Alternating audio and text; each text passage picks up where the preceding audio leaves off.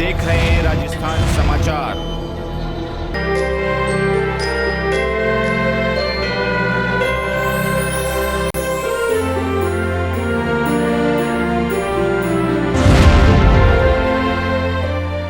स्थानीय विद्यालय में प्रधानाचार्य श्री केशवलाल चौबीसा की अध्यक्षता, श्री नेपाल सिंह राठौड़, भाजपा ब्लॉक अध्यक्ष के मुख्य अतिथि श्री गजेंद्र सिंह खरोड़िया, श्री तेज सिंह चुंडावत, एसीबीओ श्री भरत कुमार सूत्रधार, आरपी हंसमुख सोनी, दिनेश डबरावत, रमेश खराड़ी, अनिल गुप्ता, देवराम मेहता, बसंत जी मेहता, पीटीए अध्यक्ष शिवराम जी कलाल, भगवान लाल प्रजापत के विशिष्ट आतिथ्य में वार्षिक उत्सव मनाया गया। इस अवसर पर भूतपूर्व विद्यार्थियों, शाला की प्रतिभावान छात्र छात्राओं, भामाशाहों को मोमेंटो व प्रशस्ति पत्र से सम्मानित किया गया। बालकों ने सांस्कृतिक प्रस्तुतियां दी। संचालन रविंद्र कुमार व्यास ने किया। आभार दिनेश कुमार सुमन ने व्यक्त किया। देखिए पूरी खबर। दिनेश सेवक की रिपोर्ट। पर पिछली सरकार से 2 कार्यक्रम और बढ़े, एक तो युवा खेल महोत्सव और एक वार्षिक उत्सव। इन दोनों कार्यक्रमों को मनाने का उद्देश्य क्या रहा?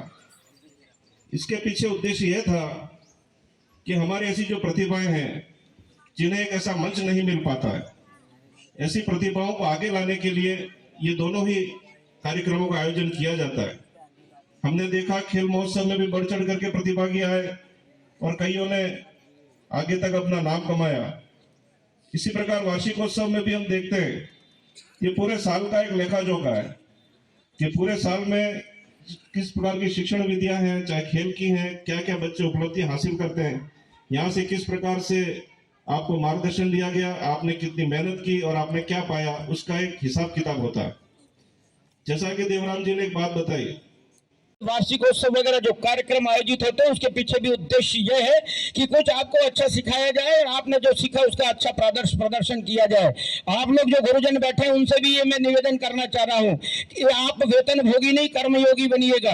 आप अपने आप का मूल्यांकन कर लें। सरकार आपने 80,000 रुपये सरकार ने आपको दिए हैं वेतन के, तो शाम को खुद का मूल्यांकन खुद कर लें। मैंने आज का वेतन मैंने जो लिया सरकार से, उसके एवज में मैंने कितना काम किया। आपका अधिकारी जब आएगा चेक करने तब आएगा, पर सबसे पहले आप अपना मूल्यांकन स्वयं करके देख लेना कि मैंने कितना काम आज कर लिया, जितना मुझे सरकार पैसे दे रही है।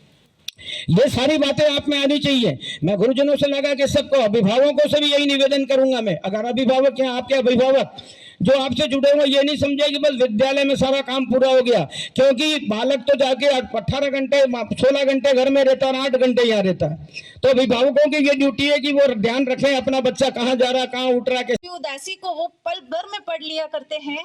मेरी हंसी के पीछे छुपी हुई उदासी को वो पल भर में पढ़ लिया करते हैं। न जाने कैसे वो बातों ही बातों में मुझे रोते हुए हंसा लिया करते हैं।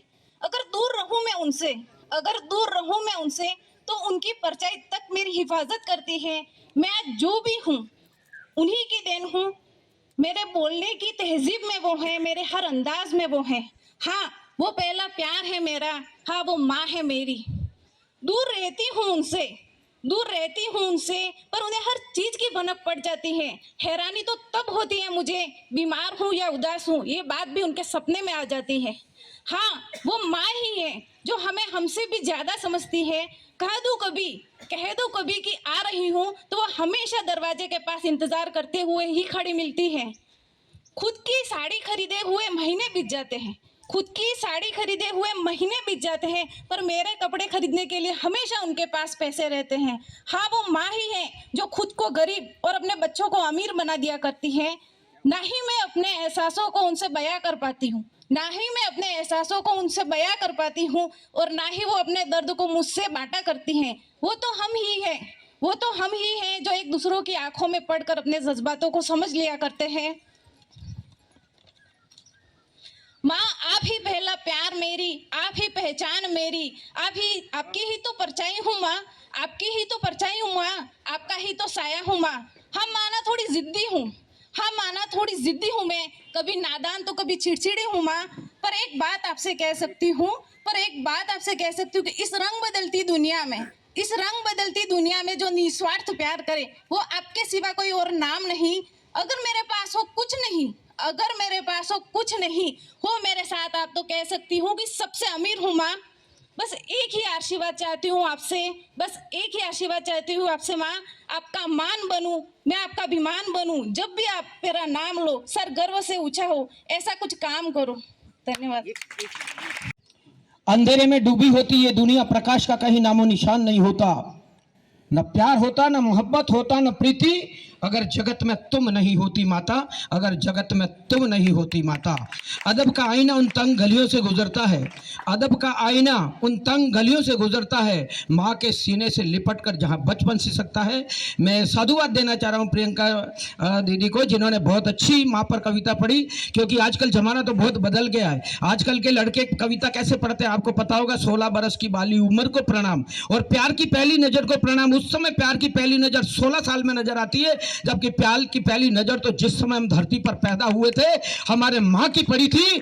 प्यार और प्रेम की कोई हकदार है तो सिर्फ और सिर्फ हमारे माँ का है, और वही सबसे पहली नजर हम पर पड़ती। 2 लाइनों की उनके सम्मान में, कोशिश करके देख ली अरे दरिया सारे, अरे दुनिया सारी, अरे सब कुछ मिल जाता है पर माँ नहीं मिलती। अरे जिसने हमें बनाया, जिसने जन्म दिया, फिर भी जो नहीं झुकी उस नजरिए को प्रणाम।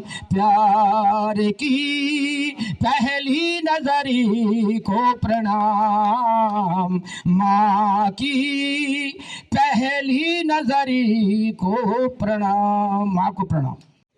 गुरुजनों को विशेष प्रणाम करता हूं और विद्यार्थियों को शुभाशीष दे रहा हूं। वार्षिकोत्सव कार्यक्रम अपनी तरह से यह अनूठा कार्यक्रम होता है जिसमें विद्यालय की प्रतिभाएं अलग अलग तरह का कार्यक्रम प्रस्तुत कर कुछ अलग ही संदेश दे रहे हैं। अभी पूर्व में जो एक नाटिका प्रस्तुत की गई वो धरती माता का दर्द था।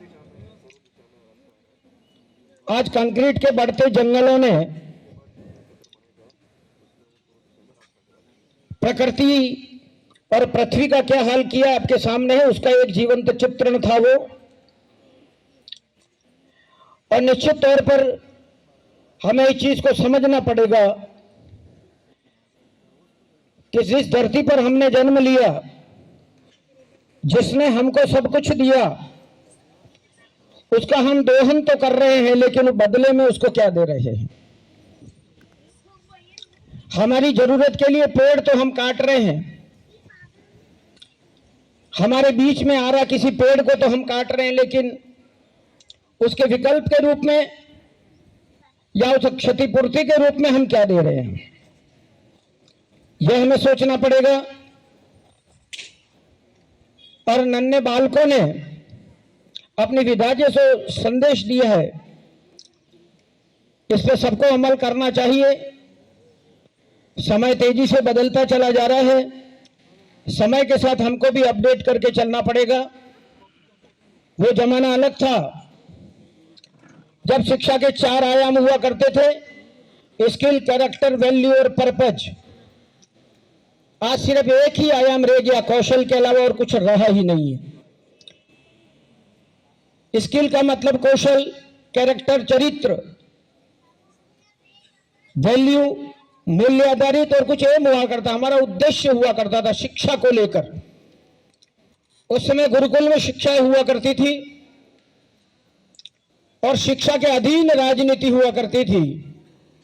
आज समय बदल गया। आजादी के बाद राजनीति के अधीन शिक्षा कर दिया, वहां से सारी विसंगतियां पैदा हो गई है। मैकाले द्वारा लादी गई शिक्षा पद्धति को लेकर बहुत कुछ बिगाड़ा हुआ है, लेकिन अभी मैं धन्यवाद देना चाहूंगा मौजूदा गवर्नमेंट को, जो वापस उसी जगह लौट रहे हैं जहां से हमें चलना चाहिए था। भारतीय शिक्षा पद्धति की ओर लौट रही हैं सरकारें। यह अच्छा संदेश है आने वाले समय में, क्योंकि मेघालय की शिक्षा पद्धति ने